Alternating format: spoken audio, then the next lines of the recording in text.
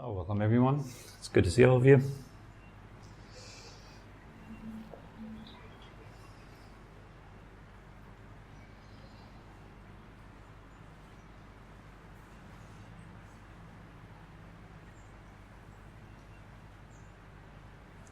So today's topic of this talk will be just this one breath.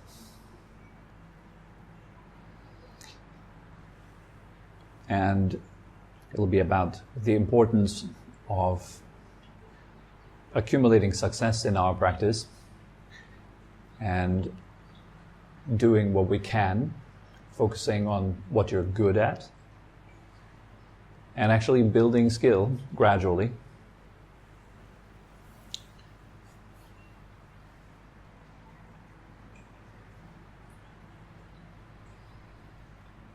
And during the guided meditations, I always or often tell you to just focus on this in-breath and notice it from the beginning to the end.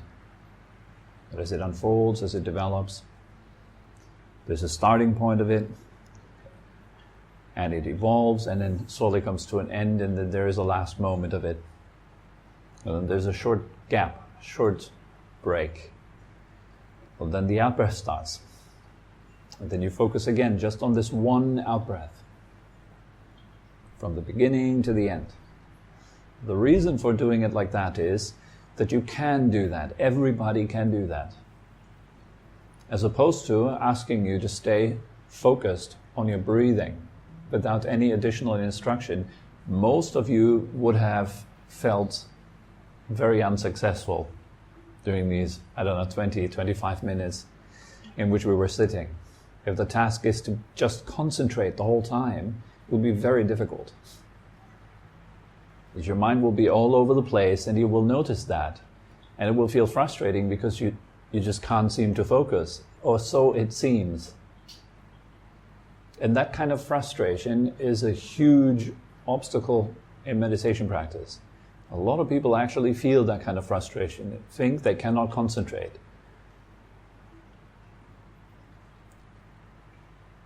And so this instruction to be just with one breath helps each one of you to see that, yes, you can concentrate.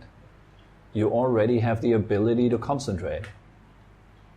And to keep your mind occupied with a single point, single activity.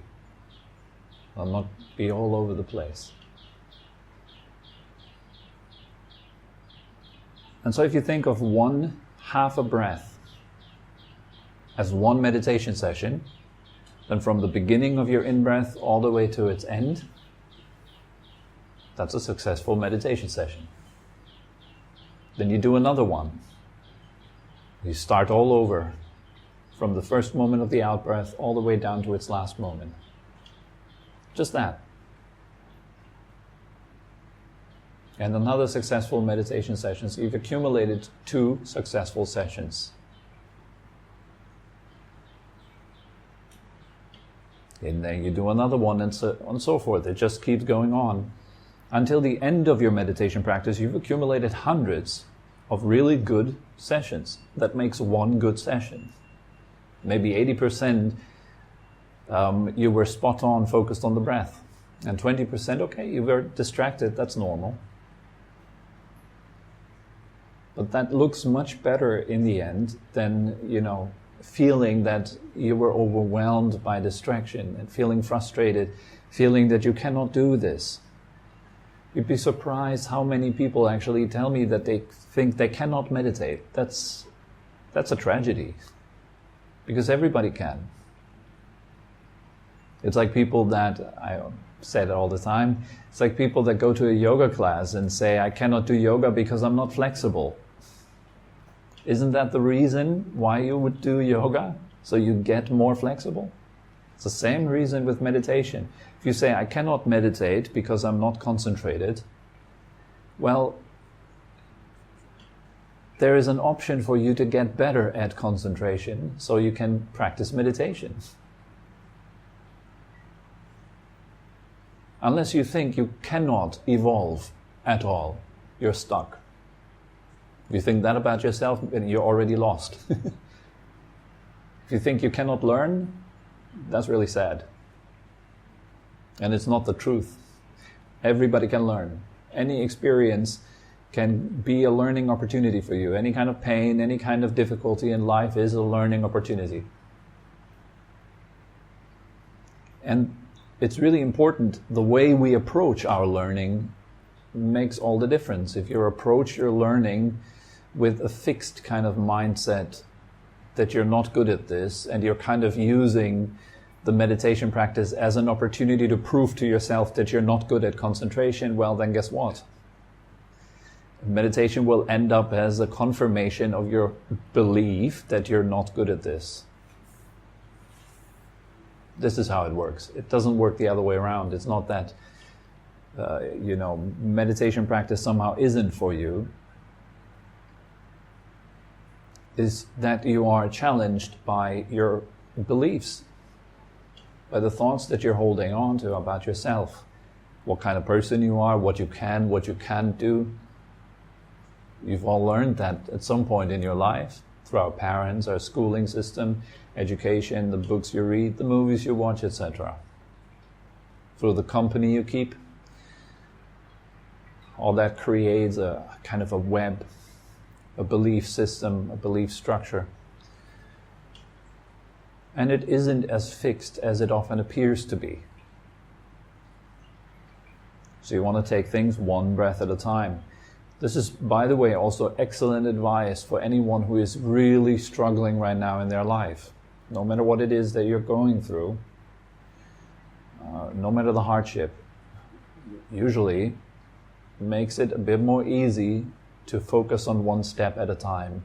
Otherwise you will feel it is overwhelming. People usually tend to drift off with their mind into a future, and they project, oh my God, what's going to happen to me? It's going to be horrible. Like, if this keeps going on like this, oh my God, and you start projecting off into the future, and it makes it so much worse than it actually is in this moment. But if you stay in this moment and you take that one step at a time, and you make it a good step, you pay attention to it, and you do the best you can right now, things are going to look much better. Things become much more easy. Because most of the suffering that we have in our mind is because our mind is not here. It's drifting off into the future. It's drifting off into the past. It's constantly preoccupied with scenarios that are not there right now. So you might be sitting at a beach. You might be worrying about the financial crisis that's ahead. You might be worrying about getting infected with COVID. You might be worrying about losing your job. You completely forget that you're sitting at a beach right now. You're not under threat.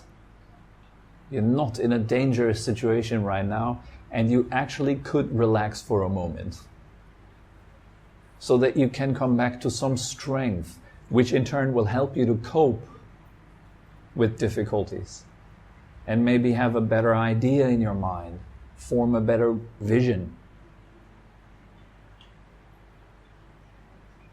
and turn things into a better kind of development.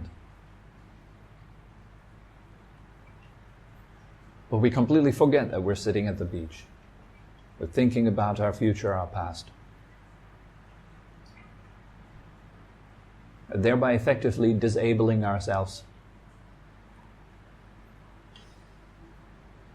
And the mind in that moment that wanders off into the future and the past, it will justify its action, it will justify its existence, it will say you must worry about the future because it will save you. So it appears as very urgent and very necessary to worry about the future, but actually it isn't. In fact, what's really happening at that moment is that you're worrying. So you're getting better at worrying in that moment. You're training yourself to be a good worrier. One moment of worrying is cause for another moment of worrying. It's that simple. Worrying is not a cause for the end of worrying. Worrying is a cause for worrying. Anger is a cause for anger. Happiness is a cause for happiness. Right? But worrying will tell you in a different way. It will say, no, worrying is a cause for a solution. That is not true.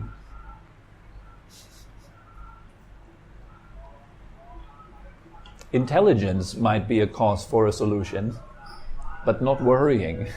Worrying gives rise to worrying. But once you understand that, you can ask yourself, what am I doing right now? This is actually one piece of advice that the Buddha has his students ask themselves frequently. It is the question, he formulates it in this little poem, days and nights fly by, fly by. What am I doing right now? It's a very good question to ask ourselves. You might be sitting in a coffee shop and you're worrying. That's what you're doing right now. You might be, you might be answering an email, worrying about the response that you're getting. So that's what you're doing right now. In other words, that's what you're getting better at right now. It's a simple question to ask us, what am I doing right now? What am I doing with my mind right now? How am I guiding my attention right now? What do I pay attention to? What am I doing? Do I produce fear? Do I produce happiness? Do I produce compassion? Do I produce kindness? What am I doing? And what are your options? What could you be doing? This question, what am I doing right now? The same question as, who am I becoming right now? Or what am I becoming right now? Am I becoming a good warrior? Am I becoming a good... am I getting better at concentration? Guess what is the cause for concentration? It's concentration. And what's the cause for more energy and vitality? Well, energy and vitality. And now you might think, oh, wow, how am I supposed to get more energy and vitality? You produce energy and vitality because you can produce it. And now you might be asking, how? Good. Now you start to ask good questions. Keep going. You start to ask good questions, you'll find good answers. And, it's mostly about asking good questions. And a lot of people don't ask themselves good questions. They ask themselves all the wrong questions, Like, why is everyone against me? That's a horrible question to ask yourself. What could you answer to that? Well, everyone is against me because, and you will give a reason why everyone is against you. So you're confirming your belief that everyone is against you. Or, why am I so bad at concentration or meditation? You're so bad because, fill in the blank. Instead, you could ask yourself a better question. Like, for example, how could I be concentrated right now? Or how could I access the state of concentration more easily? So it's a better question. And an answer to that would be, well, can I concentrate on half a breath? And the answer is, well, obviously, I can. Everybody in this room here can. Everybody who is listening to this can. Just half a breath. It's no magic. Simple stuff. Just one breath. And before you know it, you're cultivating success in terms of getting better at meditation. A lot of success. And that translates into your daily actions, things you do in life. You start to accumulate success with this step right here, right now. What is it that I'm doing right now? With this very breath, could I somehow optimize that?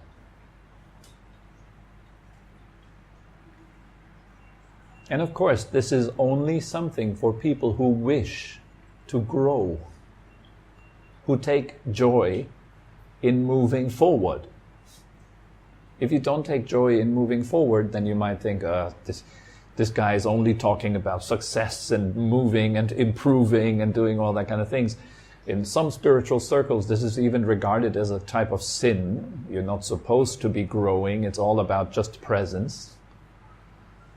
just to be, that is incorrect. It's imbalanced, at least. Spiritual practice incorporates many facets, not just only being. It's like a person coming to you and says, you should only eat cucumbers because cucumbers are healthy. Yeah, it's kind of true. Cucumbers are healthy, but we cannot deduct from that you then should only eat cucumbers. Funny enough, this is actually what a lot of people do. They think, this and that kind of diet is healthy, and so they become super imbalanced. That's not healthy anymore. They think, because that one thing is good, I should then only do this one thing. And they will quickly learn that this one thing turns into something bad.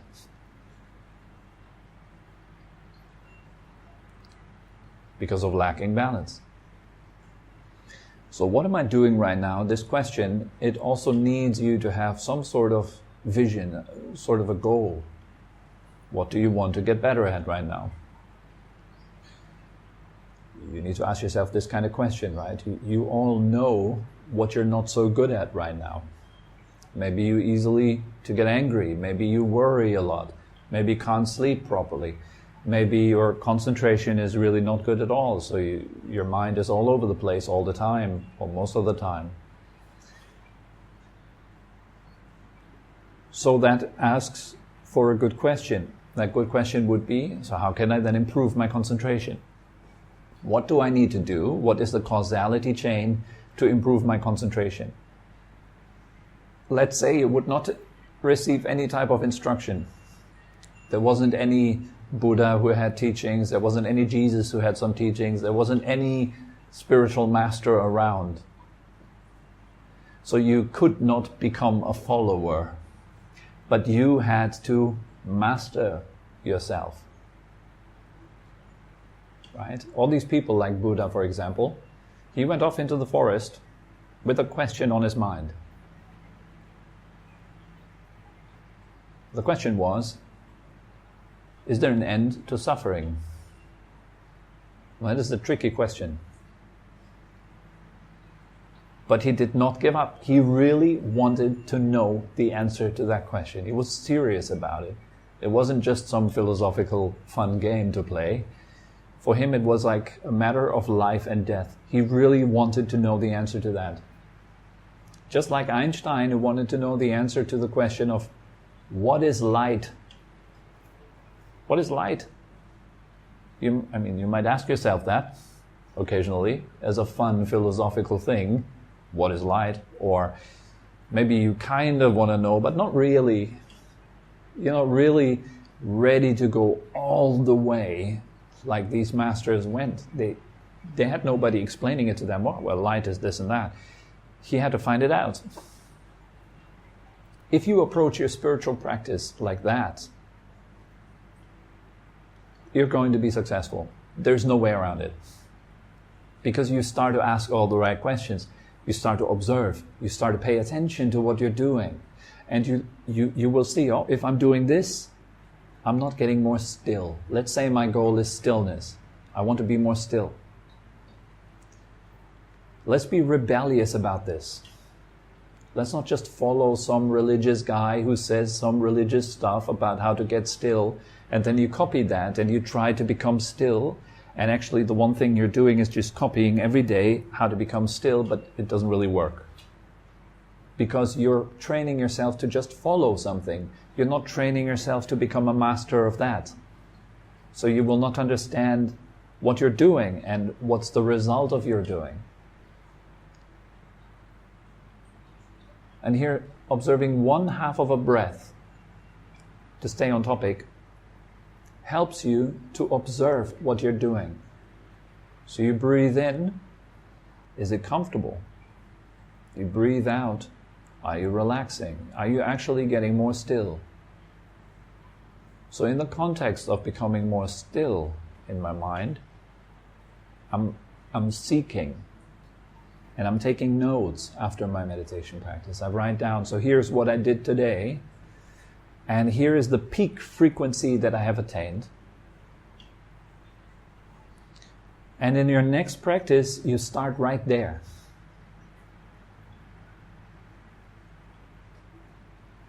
a lot of meditators, they just simply get served a technique and then they think, now I need to apply that technique and I need to apply it every day diligently like a good boy or a good girl, and then hopefully one day something nice will happen. Isn't that the truth? I mean, most meditators that I've met so far, they are meditating just like this. I've been meditating like this for many, many years. And it just doesn't work. Because you're waiting.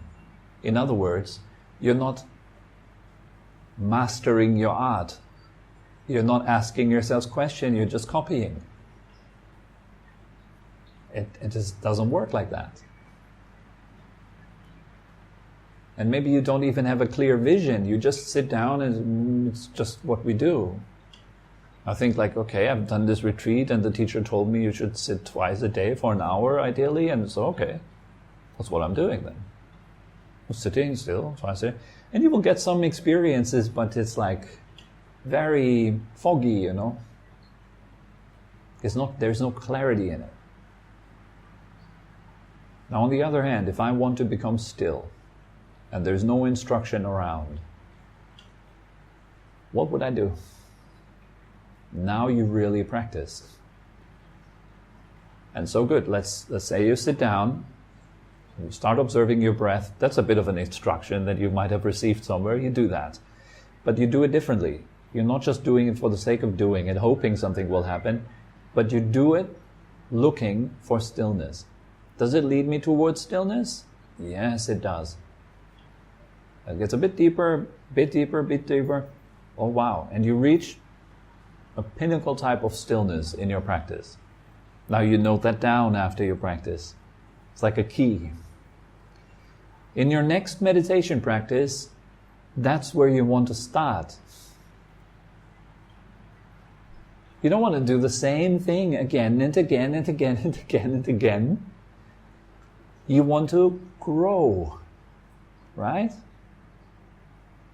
If you just do the same thing again and again, you'll just get better at doing the same thing again and again and again. I mean, if that's what you want, okay, then you have a lifetime full of doing the same thing. But why? What's that supposed to do to you? Right? So imagine a person that practices for 1 year, one meditation method. And they just repeat the same thing every day, diligently. The good boy, good girl thing. And you have a rebel on the other hand that has a clear goal and that works towards that with this technique. You do your practice, you reach the peak. Next practice, you start quickly at that peak and you move on from there. You dig deeper. Who will be a better meditator by the end of the year? It's obvious, isn't it? Like any art, any craftsmanship you can find on this earth, it asks for evolution. If we all would be still making furniture like we did 500 years ago, it would be a very different world. But things have evolved. We've got better at making furniture. If medicine was still at the level of 500 years ago, we'd be screwed with a lot of illnesses right now. But fortunately, it has evolved because people were thinking further. They were thinking in terms of how could we optimize this. If you think like that in your meditation practice, you're going to end up places very fast. Whereas someone that just simply repeats the traditional methods doesn't get very far at all. Because the traditional method very often is the description of a master's experience. Here's what I have experienced through my own research and practice and growth. I've written it down, I made a system out of it. And so now you get thousands and thousands of people copying that system, but how many masters do you get? And how many copiers do you get, honestly? How many people end up a Buddha and how many people are Buddhists? It's not too many.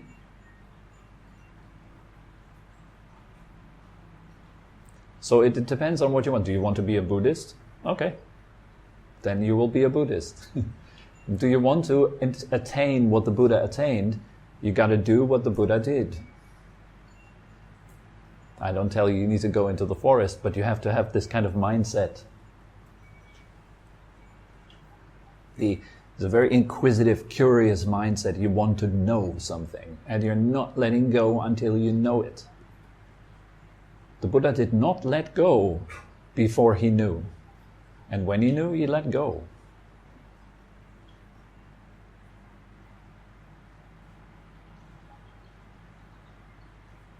One thing the Buddha said is, the secret to my success is that I have never been satisfied with my current set of skill. And many people believe, the Buddha preaches satisfaction and contentment, so let's all be content. That's like saying, let's all eat cucumbers only. You need to know content with what. And certainly not with our set of skill. The contentment is in the wrong place. I'm content with my skill set. So then you will not develop any skills. But you can be content with your housing, you can be content with your clothes, you can be content with your fame or reputation, fine. It's good to be content there. But with your skills, better not. So all that is hidden advice in this one breath at a time. You pay attention to what you're doing. You concentrate on what you're doing. You add quality to what you're doing. And you can't help but grow very fast. And meditation will be fun again. It will not be a chore. I'm sitting, I'm doing the same every day. It's boring. I'd agree. I did a lot of that. And it is really boring, no matter how much I talked it beautiful. I said, I do it for success and glory at some point. But really, I was just repeating stuff, not getting anywhere. And it took me quite a while until I was honest enough to face what I'm doing. Doesn't work. And then I need to swallow my pride and change. Fortunately, I'm not a big master with a lot of followers. That would be catastrophic. Like imagine you think you find your perfect system and then suddenly you notice that you could learn and grow, but now your big system is all over the place already and everyone is following it diligently, but you've really made a big mistake in your system and you couldn't see that for a long time and now you do, and it's a mess, happens a lot. And then such masters are often unable to swallow their pride and admit it doesn't actually work. So I'm not a master, I'm not even like a teacher or something like this. I'm just a seeker. I want to learn, I want to grow. This has opened so many doors to me in my life. I'm able to get advice from a lot of people because I'm not stuck with any tradition or any spiritual kind of system in a rigid and heavy way. However, if you go that way, you have to pay attention to what you're doing. You need to learn to lead yourself, and that's not easy, not at all. Very serious stuff. That's why hardly anyone really does it. It's difficult. Requires loads of honesty, loads of integrity in your practice. And I pray that I always keep that and develop it further. Then I pray that you guys develop that too, that you bring your own observation into what you're doing. You're not just copying or following stuff. It doesn't get you very far. So when you start to sit down and you straighten your spine, first ask yourself, what am I doing here? What do I want? And ask yourself honestly, what do I really want? Let's say you want a bit more stillness. Fair enough, good. Now you need to see what gets you there. And take notes, and get better and better and better. And in no time you'll be very good at this. You learn through trial and error.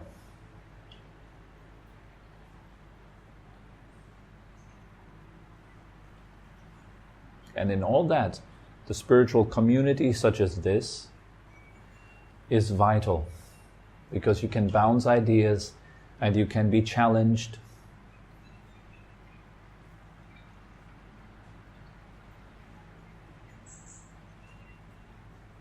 And you can continue to support each other and grow. That's the idea of all of it. Okay? So, yeah, that's all that comes to mind for today. Okay? All right, guys. Have a good week.